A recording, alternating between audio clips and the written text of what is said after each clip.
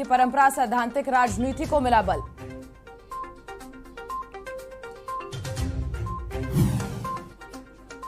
CM Dhami के कड़े तेवर, बैकअप प्लान न होने पर अफसरों को लगाए क्लास। बिजली संकट को लेकर केंद्र से करेंगे बात। उत्तराखंड में कांग्रेस के कुनबे में फिर सेंध की तैयारी में भाजपा। उपचुनाव से पहले एक कद्दावर नेता थाम सकते हैं दामन। उत्तराखंड में विधानसभा चुनाव में छाई रही बेरोजगारी। अब युवाओं को रोजगार देने के लिए सरकार बना रही है नई एजेंसी। देहरादून में फुटपाथ और सड़क पर हुए अतिक्रमण पर नगर निगम और पुलिस की संयुक्त कार्रवाई। सहारनपुर रोड और गांधी रोड पर गरजी जेसीबी। चारधाम यात्रा के लिए इस बार दिख रहा है खास उत्साह। अभी तक 1 लाख यात्रियों ने कराया पंजीकरण। आप देख रहे हैं के न्यूज, खबरों का सारथी। नमस्कार, स्वागत है आप सभी का खबर उत्तराखंड में और मैं हूं आपके साथ अक्षय पाठक। खबरों की शुरुआत करेंगे और खबर लाल कुआं से, जहां क्षेत्र की जनता के लिए एक उत्तराखंड सरकार द्वारा अच्छी पहल धरातल में की जा रही है। ये पहल आम गरीब जनता से जुड़ी हुई है, क्योंकि अब एक गरीब आदमी को चिकित्सा की जरूरत पड़ती है तो उसके प्राइवेट अस्पतालों की तरफ रुख करना पड़ता है, जहां उसकी जेब ढीली हो जाती है। पर अब उत्तराखंड सरकार और क्षेत्रीय विधायक की पहल से लालकुआं मोतीनगर में स्थित 200 बेड का सरकारी अस्पताल बनने जा रहा है, जो कि निर्माण इस अस्पताल का युद्ध स्तर पर निर्माण जारी है। ये सरकार की एक अच्छी पहल है। 200 बेड बनाने जा रही है सरकारी अस्पताल। 200 बेड का सुपर मल्टी स्पेशलिटी हॉस्पिटल, जिसकी लागत लगभग 76 करोड़ रुपए है, उसका टेंडर होके काम भी बहुत समय से चल रहा है। क्योंकि ग्रामीण क्षेत्र की जो जनता थी, बिंदुकत्ता, लालकुआं, बरेली रोड, रामपुर रोड, गौलापार, उसका इसको लाभ मिलेगा। क्योंकि हल्द्वानी में भीड़ भाड़, पार्किंग की सुविधा न होने के कारण आदमी यहाँ से वहाँ जाने में असहज महसूस करता था। अब उसको यहाँ पर ग्रामीण क्षेत्र के अंदर एक बहुत बड़ी सुविधा यहाँ पर मिलेगी। मैं खड़ा हूँ इस समय लालकुआं के मोतीनगर हाथीखाल क्षेत्र में, जहाँ लालकुआं विधानसभा और उसके आसपास के क्षेत्र वालों के लिए एक खुशखबरी है, क्योंकि उत्तराखंड सरकार द्वारा मेरे ठीक पीछे एक अस्पताल बनाया जा रहा है, जो कि अपनी सारी सुविधाओं के संग लैस होगा। 200 बेड का अस्पताल स्वीकृत हुआ है। करीब 70 करोड़ रुपए इसकी लागत बताई जा रही है और लगातार जो कंपनी है दिल्ली की, वो इसमें 24 घंटे काम कर रही है कि तेजी से काम करने के बाद जनता को ये अस्पताल दे दिया जाए, जिससे जो आने वाले समय, क्योंकि हल्द्वानी के आसपास के जो अस्पताल हैं वो लगातार भरे रहते हैं, जिससे मरीजों को बेड से लेकर अन्य सुविधाएं नहीं मिल पाती हैं। इसी के चलते उत्तराखंड सरकार ने इस डिसीजन को लिया कि 200 बेड के अस्पताल को अब यहाँ पे लगातार तेजी के संग बनवाया जा रहा है और जनता को ये कभी भी 2023 में बताया जा रहा है कि इसको जनता को ये दे दिया जाएगा, जिससे जनता आने वाले समय में उत्तराखंड की जनता और लालकुआं के आसपास की खासकर जनता को इस अस्पताल का फायदा मिलेगा। अब देखना होगा कब तक इसका काम पूरा होगा और कैसे उत्तराखंड सरकार को यह अस्पताल दिया जाएगा और जनता इसका कैसे लाभ उठा पाएगी। उमेश पंत, के न्यूज, लालकुआं। खबर लक्सर से, जहां अस्पताल में आई हुई महिला की मौत के मामले में महिला के पति ने ग्रामीणों के साथ पुलिस क्षेत्राधिकारी कार्यालय पहुंचकर इंसाफ की गुहार लगाई है। आपको बता दें कि डोसनी गांव निवासी भारत की पत्नी की लक्सर अंबेडकर चैरिटेबल अस्पताल में प्रसव के दौरान मौत हो गई। परिजनों ने अस्पताल संचालक और एक अन्य स्टाफ को महिला की मौत का जिम्मेदार ठहराते हुए अस्पताल पर हंगामा किया था और उनके खिलाफ लक्सर कोतवाली में मुकदमा दर्ज करा दिया था। वहीं मृतक महिला के पति और ग्रामीणों को लेकर लक्सर पुलिस क्षेत्राधिकारी बीएस चौहान ने पूरे मामले की निष्पक्ष जांच कर जल्द कार्रवाई करने का आश्वासन दिया है।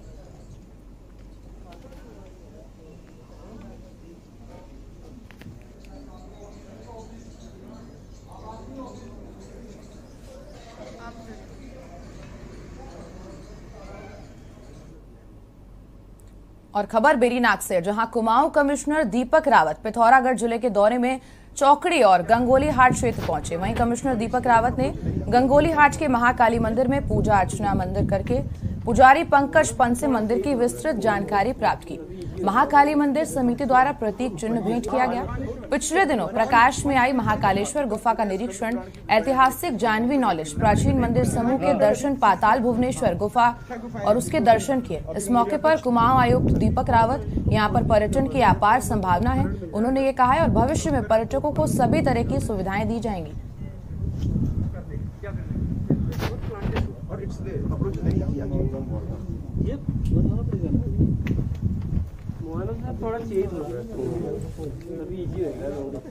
डिस्ट्रिक्ट मैजिस्ट्रेट साहब हैं, मैं भी यहाँ पे हूँ और स्थानीय हमारे युवक जिन्होंने इसको ढूंढा है, और आपके माध्यम से जिससे ये खबर मुझे मिली, हम सब लोग यहाँ पे आए और इस बात पे चर्चा हुई, बल्कि ये एक सामूहिक रूप से चर्चा हुई कि जो पर्यटक गण हैं वो चौकड़ी जाते हैं, मुनस्यारी जाते हैं, पाताल भुवनेश्वर भी बड़ी संख्या में आते हैं, तो यहाँ पे हम 2-3 एक्टिविटीज इस तरह की, भले ही वो केव टूरिज्म के नाम से हो, केव सर्किट के नाम से हो, कुछ हिमालयन ट्रैक्स हो, कुछ सनसेट पॉइंट्स हो, कुछ एक्टिविटीज हम जनरेट करें तो यहाँ पे एक दिन का स्टे बड़े आराम से बढ़ सकता है। और ये सब ऐसी डेस्टिनेशंस हैं जिनके बारे में लोगों को कम पता है। खबर पौड़ी से, जहां जिला मुख्यालय के विभिन्न विभागों की समीक्षा बैठक आयोजित की गई। बैठक में विधायक राजू कुमार पौरी ने कई विभागों और उनके अधीन चल रहे विकास और कल्याणकारी कार्यक्रम योजनाओं की जानकारी ली।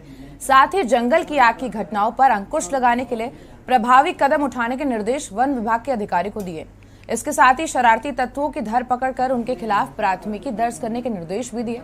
और तो और जल संस्थान को निर्देशित किया गया कि आने वाले समय में ग्रामीण इलाकों में होने वाली पेयजल की किल्लत को देखते हुए पेयजल उपलब्ध कराने का हर संभव प्रयास करें।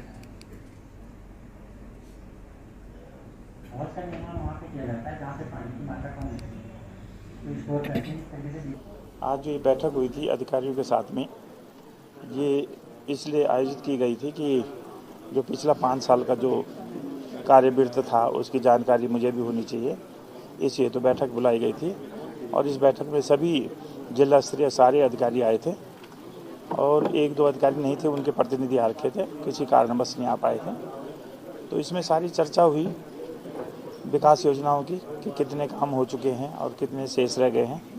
कई अधिकारियों की भी कुछ समस्याएं हैं, उनको भी मैंने सुना है कि कोई किसी कार्य को करने के लिए, संपन्न करने के लिए जो है सरकार की भी आवश्यकता पड़ती है, तो उसकी मैंने कहा कि मैं उसमें पूरी मदद करूंगा। बाजपुर के एसडीएम राकेश चंद्र तिवारी ने अवैध अतिक्रमण को हटाने और क्षेत्र में यातायात व्यवस्था को सुचारू करने को लेकर स्थानीय प्रशासन और जनप्रतिनिधियों के साथ बैठक की। बैठक में एसडीएम ने जनप्रतिनिधियों से प्रशासन को सहयोग करने की बात कही है। साथ ही ये भी कहा है कि यातायात व्यवस्था को दुरुस्त कराने के लिए लोगों को जागरूक किया जाएगा और यदि इसके बावजूद भी लोग नहीं मानेंगे तो कार्रवाई अमल में लाई जाएगी। आपको बता दें कि बाजपुर में व्यापारियों द्वारा किए जा रहे अतिक्रमण से यातायात व्यवस्था बदहाल हो रही है, जिससे लोगों को आवागमन में काफी परेशानियों का सामना करना पड़ रहा है।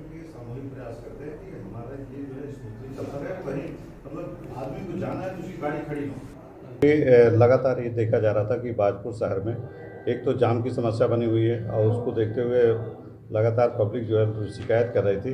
तो इलेक्शन के पश्चात नगर पालिका भी इसमें अनाउंस कराई कोशिश कर रहे थे, लेकिन जिस तरीके से सफलता मिलनी चाहिए थी वो नहीं हो पा रहे थे। तो इसमें आज एक बैठक व्यापार मंडल के साथ, स्थानीय जो हमारे गणमान्य लोग उनके साथ और नगर पालिका, पुलिस और प्रशासन के साथ बैठक की गई। बैठक में ये तय किया गया कि जो हमारा ये बाजपुर शहरी क्षेत्र है, विशेष तौर पे इसमें किसी प्रकार का जाम न लगे, आवागमन सुचारू रहे। जो सड़क के किनारे या दुकानों के आगे ठेले वगैरह, फड़ वगैरह लग जाते हैं, उनको व्यवस्थित किया जाए और इसके साथ साथ ई जो रिक्शा हैं उनका समाधान निकाला जाए। खबर पौड़ी से है, जहां जिले में 18 अप्रैल से 22 अप्रैल तक जनपद में 16 स्वास्थ्य मेलों का आयोजन किया जाना है, जिसमें लैंसडाउन विधानसभा के रिखणी खाल और थैलीसैंड ब्लॉक में शिविर लग रहे हैं। जनपद में जैरी खाल ब्लॉक में लगे स्वास्थ्य मेले में आयुष और आयुष शिक्षा विभाग द्वारा उत्तराखंड द्वारा आयुर्वेदिक आयुष रक्षा किट रोग प्रतिरोधक औषधि बांटी जा रही है। इसमें पूर्व मुख्यमंत्री तीरथ सिंह रावत और पूर्व आयुष मंत्री डॉक्टर हरक सिंह रावत के कार्यकाल की रक्षा किट बांटी जा रही है। पूर्व मंत्री हरक सिंह रावत अब भाजपा से कांग्रेस में शामिल हो गए और लैंसडाउन विधानसभा से उनकी पुत्रवधू कांग्रेस से चुनाव लड़ी भाजपा की दिलीप रावत चुनाव लड़ रही है।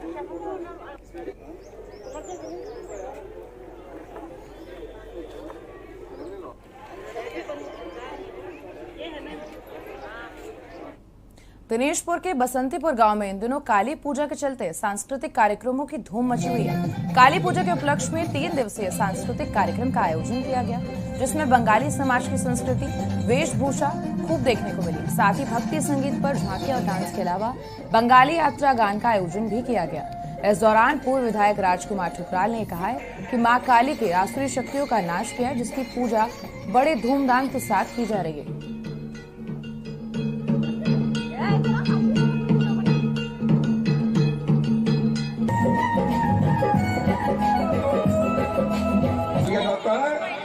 बसंतीपुर में अपनी पूरी टीम के साथ आया हूं और बहुत सुंदर सुंदर झांकियां लेकर आया हूं, जिसमें भगवान गणेश जो हमारे हिंदू धर्म का मेन महत्व है, क्योंकि हिंदू धर्म में कोई भी शुभ कार्य किया जाता है तो सबसे पहले भगवान गणेश जी की पूजा की जाती है। तो हम गणेश भगवान के प्रसिद्धि से लेकर हनुमान जी, भगवान शंकर, माता पार्वती, माँ सुंदर महाकाली का रुद्र रूप, एक नहीं 5 कालियों का महासुंदर रूप लेकर आया। गंगा मैया का वितरण देखेंगे, सुदामा का 56 भोग देखेंगे और भी बहुत सुंदर झांकियां लेकर आया हूँ। मेरा काम खाली झांकी दिखाना नहीं है, मेरा काम खाली सिर्फ हिंदू धर्म को आगे बढ़ाना है। लक्सर के बहादुरपुर रेलवे क्रॉसिंग के पास कार में पीछे से ट्रक ने टक्कर मार दी, जिस पर कार सड़क किनारे तालाब में जा गिरी। कार में 5 लोग सवार थे, जो शादी समारोह से घर वापस लौट रहे थे। 2 लोगों को अस्पताल में भर्ती कराया गया है। प्राथमिक उपचार के बाद 3 युवकों को घर भेज दिया गया। वहीं पुलिस ने घटना से अनभिज्ञता जताई है। ये तस्वीर आपको दिखा रहे हैं लक्सर से, जहां तालाब में एक कार पलट गई और कार सवार के साथ साथ चालक भी घायल हो गया है। और आपको बता दें कि इस कार को पीछे से ट्रक ने टक्कर मारी, जिसके बाद कार तालाब में जा गिरी। ये वीडियो आपको दिखा रहे लक्सर से खबर है, जहां कार सवार सहित चालक घायल हो गए।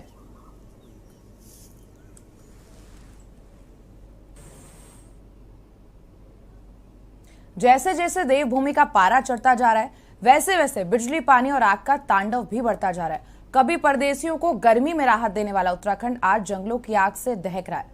कई इलाकों में जनता प्यासी त्राहिमाम कर रही है और बिजली की कटौती से उद्योग जगत से लेकर जनता तक परेशान है। गर्मी की शुरुआत से उत्तराखंड की प्राकृतिक संपदा आग के आगोश में नजर आई। कई हेक्टेयर जंगल जलकर राख हो गए, हालत बदहाल हो गए हैं। मुख्यमंत्री धामी की भी अधिकारियों से बैठकों का दौर लगातार जारी है, लेकिन बिजली का संकट, पानी की किल्लत और जंगलों में लगी आग पर काबू नहीं पाया जा सका। इस पर सियासत भी फुल हो रही है।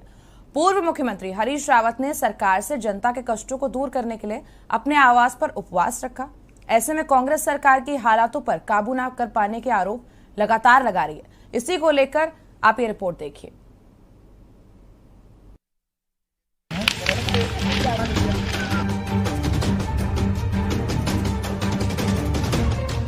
पानी ने तरसाया, बिजली ने रुलाया और आग ने दहकाया। ये लाइन उत्तराखंड के उस मंजर की कहानी बयां कर रही है, जिसमें चढ़ते पारे के बीच देवभूमि की जनता बिजली, पानी और आग से परेशान है।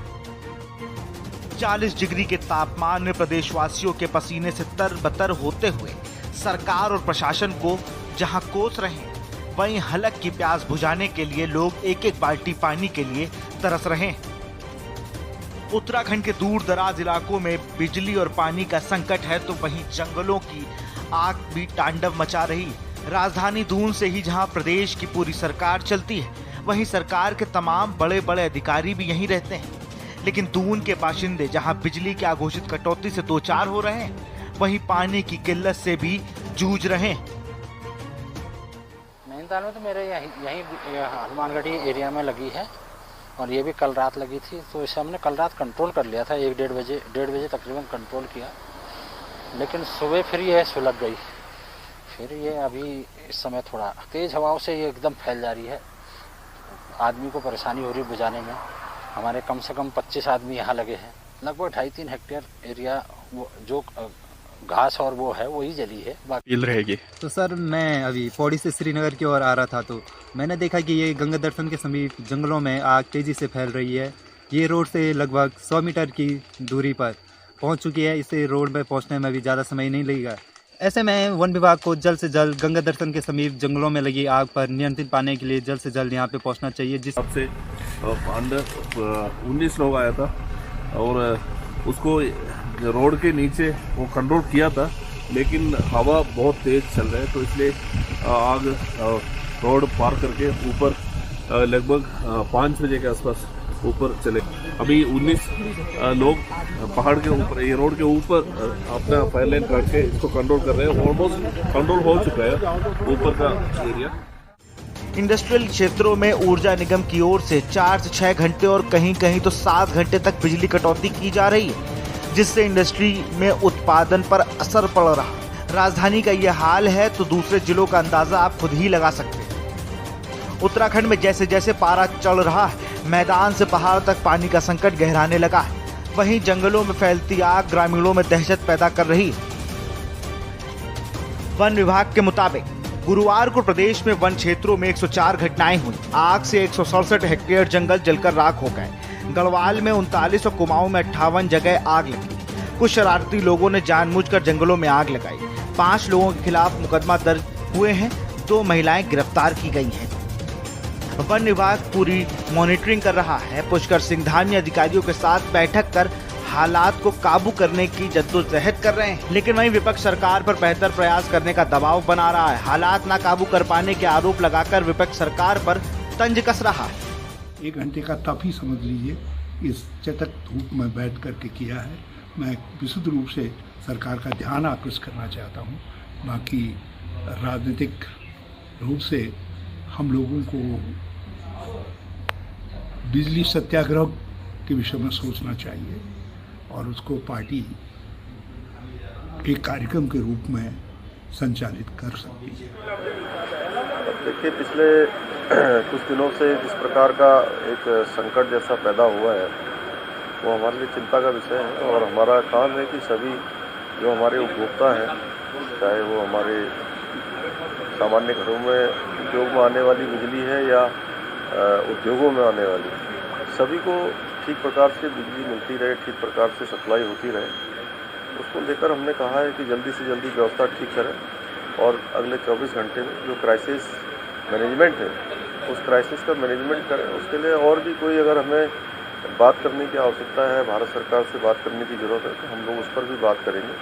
वैसे अभी भी हम महंगी बिजली खरीद कर अपने उपभोक्ताओं को सस्ती बिजली देने का काम हमारी सरकार कर रही है। देवभूमि की जनता के सामने प्यास बुझाने, गर्मी से निजात पाने के लिए संकट के साथ दहकते जंगलों की चिंता है, तो वहीं बढ़ते तापमान से ग्लेशियर पिघल रहे हैं।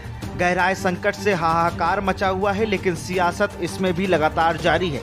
अब देखना यह होगा कि सूबे के मुखिया इस संकट से कैसे निपटेंगे। देहरादून से के न्यूज इंडिया के लिए हिना आजमी की रिपोर्ट।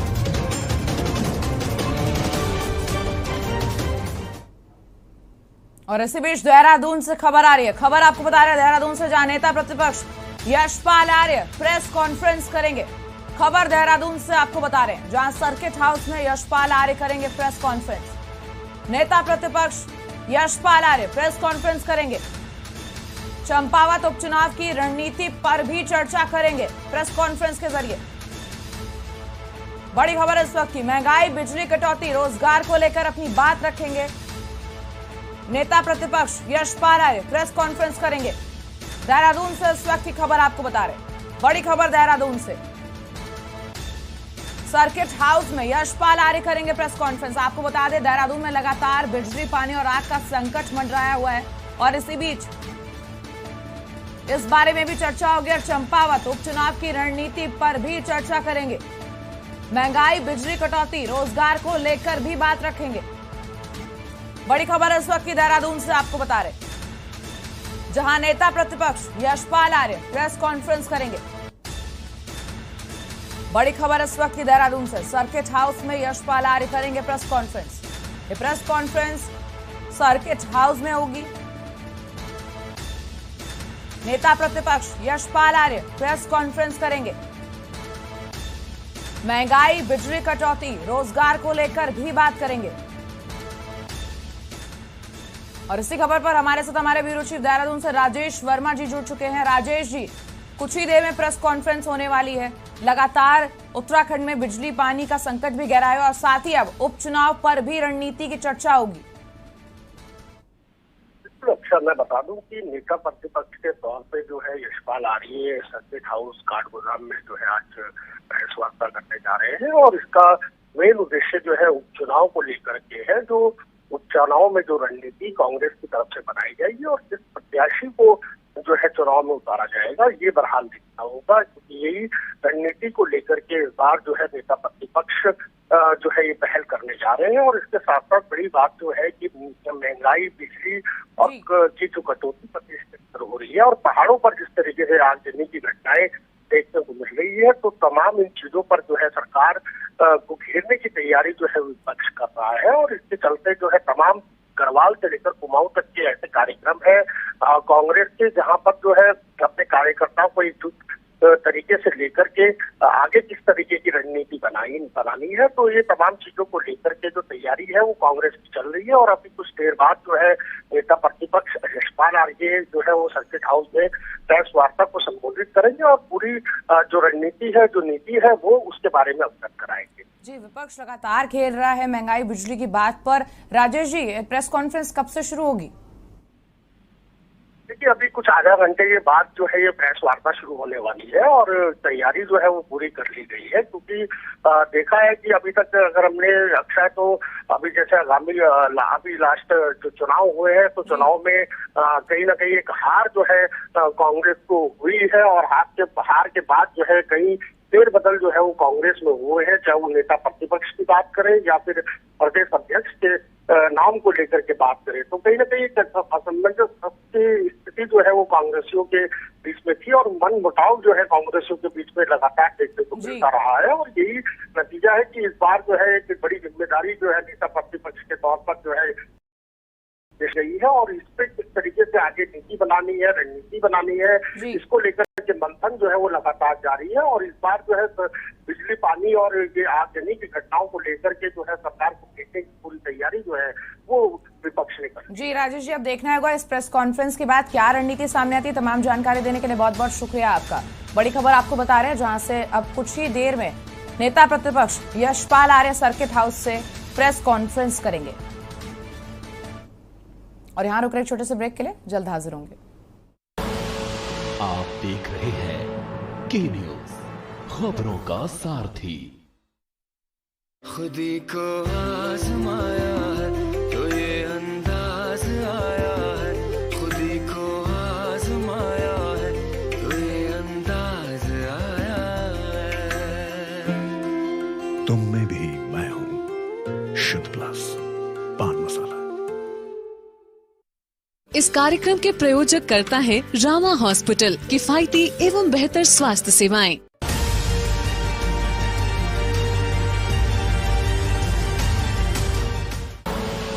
आप देख रहे हैं के न्यूज, खबरों का सारथी। ब्रेक के बाद आपका स्वागत है। खबर रुद्रप्रयाग से, जहां शिव पार्वती विवाह स्थल को बड़ी साजो सज्जा के साथ पिकनिक स्पॉट बनाए जाने से ग्रामीणों में आक्रोश दिखा। वहीं त्रियुगी नारायण में एजेंटों द्वारा करवाई जा रही शादियों पर रोक लगाने की मांग भी की गई। ग्रामीणों ने त्रियुगी नारायण में बैठक करके मंदिर का माहौल खराब करने का आरोप लगाया, जिसका सभी गांव वालों ने विरोध जताया। और उन्होंने ये भी कहा है कि इससे हमारी संस्कृति दूषित हो रही है, साथ ही मर्यादाओं का भी हनन किया जा रहा है। ग्रामीणों ने प्रस्ताव पारित कर एक ज्ञापन जिलाधिकारी को दिया है। ग्राम प्रधान त्रियुगी नारायण प्रियंका तिवारी ने बताया कि गाँव में हो रही शादियों से उन्हें कोई परेशानी नहीं है।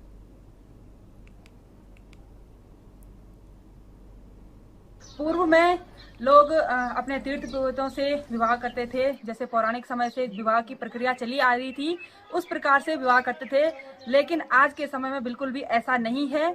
जो दलाल एजेंट वगैरह हैं, जो बाहरी संस्था से बाहरी व्यक्ति यहाँ पे एजेंट बन के लोगों की शादी करवा रहे हैं, उन्होंने यहाँ पे अयासी का अड्डा बना रखा है और रात भर पार्टियां हो रही हैं, पिकनिक स्पॉट बना दिया है और जिससे गाँव में अराजकता का माहौल फैल रहा है।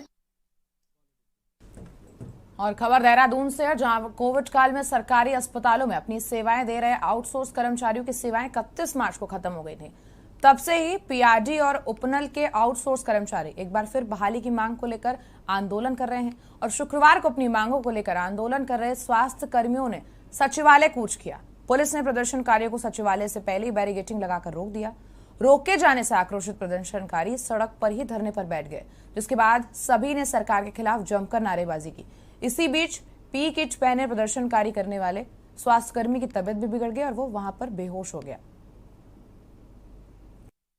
ऐसे लेटर तो उन्होंने बार बार हम भी गए थे खुद स्वास्थ्य मंत्री जी से मिलने, और हर कोई उन्होंने आश्वासन दिया और हर कोई अधिकारी यही कह रहा है, लेकिन अभी तक 0 लेवल का काम हुआ है।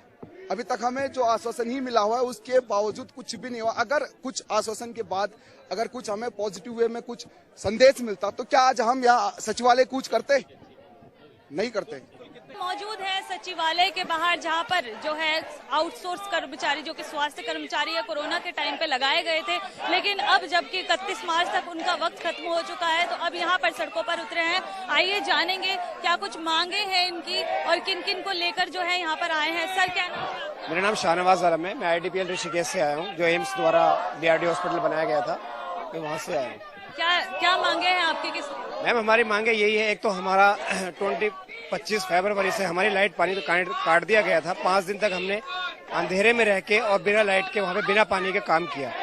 30 तारीख को हमारे पास शाम को ऑफिशियल लेटर भी नहीं है। एक ग्रुप के अंदर एक लेटर वायरल होता है कि कल से आपकी सेवाएं समाप्त कर दी गई है। उसके बाद हमने प्रदर्शन किए, हम स्वास्थ्य मंत्री से मिले हैं, CM साहब से मिले हैं। आश्वासन दिया गया था कि हम आपके लिए कुछ सोचते हैं, अभी तक कुछ भी नहीं हुआ है। अब हमारी सरकार से यही मांग है कि हमारी जॉब को बहाल किया जाए। जब कोई रोडों पे था नहीं है, सारे लोग मर रहे थे कोविड के कारण। कोविड जब 19 शुरू चला था है तो उस समय हमारी जरूरत थी। आज मैंने हमें क्यों निकाल दिया ऐसे? तो हम जिस तरीके से ये अपनी पीड़ा दिखा रहे हैं कि किस तरीके से कोविड काल में इन्हें परिवार से दूर रहना पड़ा। जैसे इन्होंने बताया इनके माता पिता भी इन्होंने कोविड के कारण खो दिए, लेकिन इसके अलावा जो है इन्होंने जो है मानवता का और अपना कर्तव्य निभाया। लेकिन वही जो है दूसरी तरफ अब जो इनको कोरोना जा चुका है तो अब इनकी जो है सेवाएं समाप्त की जा चुकी है। लगातार यहाँ पर ये प्रदर्शन कर रहे हैं, लंबे वक्त से मांग कर रहे हैं। हालांकि यहाँ पर स्वास्थ्य मंत्री ने जो है इनकी नियुक्ति के लिए आदेश दिए थे, लेकिन आगे की कार्रवाई अब होनी होगी। देखना होगा कि क्या होता है इनका, क्या इनके मांगे जाते हैं मान।